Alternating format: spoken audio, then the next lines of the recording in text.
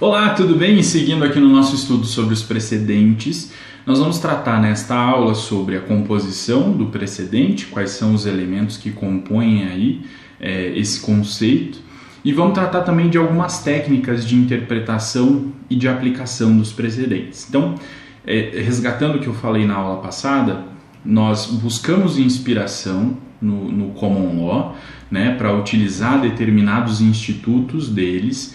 Nós não temos no Brasil um sistema de precedentes, então a gente vai utilizar esses institutos nos quais a gente se inspira para tentar fazer uma interpretação e uma aplicação mais racional dessa sistemática, se é que a gente pode falar assim, de provimentos vinculantes que nós temos no direito brasileiro, tá? Então, eu vou me referir aqui a precedentes, eventualmente, e talvez eu não esteja falando necessariamente de precedentes, eu estou falando de provimentos vinculantes, mas é porque esses institutos podem muito bem ser utilizados por nós aqui, né, para aperfeiçoar essa nossa sistemática de provimentos vinculantes. E o precedente ele é composto aí por circunstâncias fáticas, né, quer dizer, qual é a moldura fática da decisão, daquele caso que deu origem àquela decisão paradigmática, a decisão que eu quero utilizar como modelo para outros casos. E é muito importante fazer essa análise dos fatos, tá? Então não é só a regra jurídica que eu vou retirar dali, eu preciso fazer a análise dos fatos. E aí a ratio decidendi, né? Os fundamentos básicos, e a ratio decidendi o código resolveu prever em algumas disposições. O CPC se refere a ratio decidendi, mas como fundamentos determinantes, né? Então, quais são os fundamentos básicos daquela decisão, a partir dos quais eu vou interpretar, né, e vou retirar uma regra que resolveu aquele caso e pode resolver outros casos semelhantes. Daí a importância de eu analisar os fatos do caso que deu origem à decisão paradigmática e comparar esses casos com o meu, né, com aquele que eu quero resolver neste momento, fazendo aí a aplicação daquela regra universalizável. O professor José Rogério Cruz Tucci tem um texto bastante interessante, já é um clássico a respeito, né? Talvez ele tenha sido um dos primeiros a trazer para o Brasil essa discussão a respeito dos precedentes, e ele conceitua a ratio decidendi como a essência da tese jurídica suficiente para decidir o caso concreto. Isso é importante, né? Essa essência da tese jurídica. É importante a gente frisar isso, porque muita gente acha que usar uma sistemática de precedentes é facilitar a vida. Não facilita a vida, não simplifica absolutamente nada, porque você tem que fazer uma análise muito mais aprofundada do caso, né, para conhecer as circunstâncias fáticas e retirar dos fundamentos jurídicos uma essência da tese jurídica que vai ser universalizada, que vai ser utilizada como paradigma em outros casos. E não é uma discussão nossa, por enquanto, né, porque a gente começou faz pouco tempo nessa coisa de discutir sobre precedentes, mas é uma discussão que no Common Law já data de muito tempo, que é a discussão a respeito de como identificar a ratio do precedente, como identificar a ratio decidendi.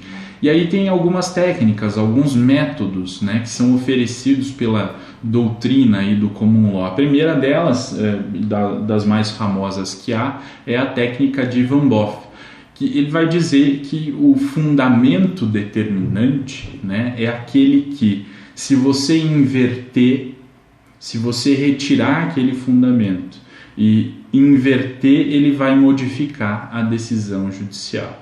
Se isso acontecer, quer dizer, se eu inverter a lógica desse fundamento e ele modificar a conclusão da decisão, aquele era um fundamento determinante, quer dizer, sem aquele fundamento a decisão não sobreviveria, a sua conclusão não restaria igual. Então ele vai dizer, nós temos aí um fundamento determinante. Mas a doutrina faz uma crítica a essa técnica para dizer que ela é uma técnica insuficiente, justamente por considerar que há determinados casos em que o precedente possui mais de um fundamento determinante. Quer dizer, aí você pode tirar um deles, inverter e eventualmente a decisão vai permanecer com a mesma conclusão porque há outro fundamento sustentando. E aqui dá para usar a metáfora da mesa, né? Você tira um pé desta mesa e vai verificar se ela cai ou não cai. Pode ser que ela não caia porque há outros pés sustentando aquela mesa. Mas agora, isso não quer dizer que aquele pé não seria fundamental, né, para a estabilidade daquela mesa. Quer dizer que aquele fundamento que eu retirei talvez fosse fundamental para a estabilidade daquela decisão, que não restou prejudicada porque há outros fundamentos que a sustentam, mas ainda assim aquele fundamento pode ser um fundamento determinante. Então, essa técnica acaba sendo rechaçada por conta disso. Aí vem uma outra técnica, um outro método, que é o método de Goodhart. Ele vai dizer que é necessário que se identifique, para verificar a ratio decidendi, que se identifique os fatos da causa. E aí, a partir disso, a decisão que se funda naqueles fatos da causa. Quais são os fatos determinantes? E a partir disso, identificar a ratio decidendi. Também é considerada uma técnica insuficiente, né? A primeira diz respeito aos fundamentos, sem análise de fatos. A segunda, né, trata da análise de fatos sem levar em conta os fundamentos. E aí, um método misto é proposto por Rupert Cross, e ele vai dizer que é necessário considerar os fatos fundamentais e também a fundamentação jurídica utilizada, né, fazendo essa análise de ambos esses elementos, os fatos da causa e os fundamentos jurídicos, uma interpretação, e esse é um método bastante complexo, né, porque ele requer essa interligação entre esses dois elementos da decisão judicial, a fim de que se identifique aí os fundamentos determinantes. Ou seja, é uma situação bastante difícil essa, né, de identificar a ratio decidendi, identificar os fundamentos determinantes. E a gente não resolve esse problema simplesmente copiando e colando ementas. E no Brasil a gente tem muito essa prática, que é uma prática que a gente precisa abandonar de uma vez por todas. Esse copia e cola de ementas de julgados, assim, achei 7 precedentes. E aí não faz análise aprofundada de nenhuma dessas decisões, simplesmente copia e cola na petição ou na decisão as ementas desses julgados, como se isso fosse suficiente na identificação da ratio decidendi ou nos fundamentos determinantes desse julgado. Isso não tem nada a ver com essa ideia aqui de precedentes, que é algo que a gente poderia muito bem transpor para o nosso sistema, né? Mas requer uma atuação mais dedicada dos operadores do direito nesse sentido. Além disso, né, para fazer uma diferenciação aqui, nós temos então a ratio decidendi, que são os fundamentos determinantes, e tem aqueles outros fundamentos que não são aprofundados, né, em que o tribunal ou o juiz lança mão desses argumentos, mas eles servem apenas como às vezes, uma firula interpretativa, né, para completar um determinado raciocínio, mas sem esses fundamentos aqui, a decisão permaneceria intacta, íntegra, com a mesma conclusão. Vai-se dizer então que um fundamento dessa natureza é um fundamento obiter dictum, um fundamento dito de passagem. E esse fundamento dito de passagem, né, que não é aprofundado, ele não tem força vinculativa, só vai ter força vinculativa o fundamento determinante. E aqui também é um processo complexo, né, para saber o que é fundamento determinante e o que é obiter dictum. É necessário fazer essa separação, porque muitas vezes também no Brasil, né, por conta dessa nossa praxe de por vezes não fazer análise aprofundada de julgados, está lá o advogado, o magistrado, enfim, qualquer operador do direito fazendo uma pesquisa de jurisprudência, ele encontra uma decisão e lê um trecho dessa decisão e diz, olha, aqui nós temos um argumento bom, vou copiar e colar esse trecho e vou jogar na minha petição ou na minha decisão e dizer assim, ó, esse é o posicionamento do tribunal. Mas por vezes, aquela frase retirada do contexto ali foi só uma frase dita de passagem. Aquele argumento que o magistrado estava sustentando naquela frase não foi um argumento aprofundado por ele no julgamento daquela causa. E às vezes ele nem tinha muito a ver com aquela causa, porque foi posto ali apenas para dar uma enfeitada na argumentação do juiz. Ou seja, eu não tenho ali uma regra universalizável que possa vincular a uma interpretação futura. Não, o que eu tenho ali é um argumento dito de passagem. E aí a importância de se fazer essa análise aprofundada dos julgados que você quer utilizar como paradigma para saber filtrar o que é obter dictum e o que é fundamento determinante. Ok? Agora, nessa segunda parte, nós vamos analisar aqui algumas técnicas utilizadas no Common Law, e que agora podem ser também utilizadas por nós, na interpretação desses provimentos vinculantes. A primeira delas é a técnica da distinção. A partir dessa técnica da distinção, o que o operador do direito vai fazer é uma análise da decisão que se quer paradigmática, né? Verificar quais são os fatos que deram origem àquela decisão, qual é a moldura fática, a situação fática que deu origem àquela controvérsia que foi resolvida naquela decisão, e vai comparar isso com os fatos que ele tem da sua causa atual, onde ele quer aplicar aquele paradigma. E vai confrontar essas duas situações fáticas para saber se há alguma similitude entre elas.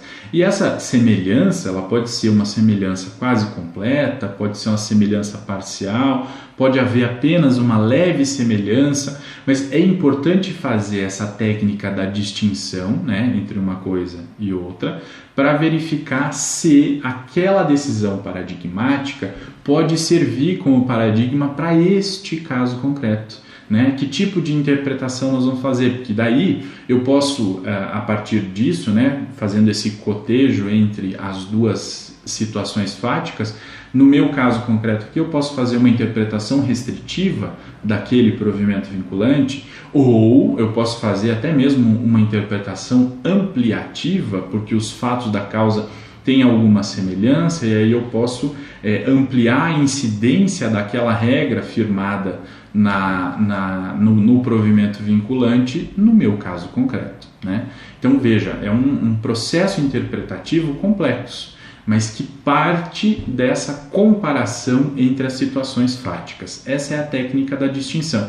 Até mesmo para aqueles casos em que você vai abandonar a aplicação do provimento vinculante. Então você tem lá uma decisão do STF, por exemplo, que estabeleceu uma tese vinculante no julgamento de um recurso extraordinário repetitivo. Você quer afastar a incidência daquela tese no seu caso concreto. Então o que você vai fazer? Você vai mostrar para o juiz, no seu caso concreto, que há uma diferença muito grande entre as situações fáticas do caso que deu origem àquela tese que o STF estabeleceu e do seu caso concreto, ok? Outra técnica é a técnica do overruling, ou a superação do precedente, né? Então é possível que envelheça a tese, que a tese já não encontre respaldo na sua aplicabilidade prática, né? Quer dizer, ela envelheceu, ela ficou obsoleta e ela não pode mais ser aplicada, e aí ela pode ser então substituída, né? E a técnica que se utiliza é a técnica do overruling, né?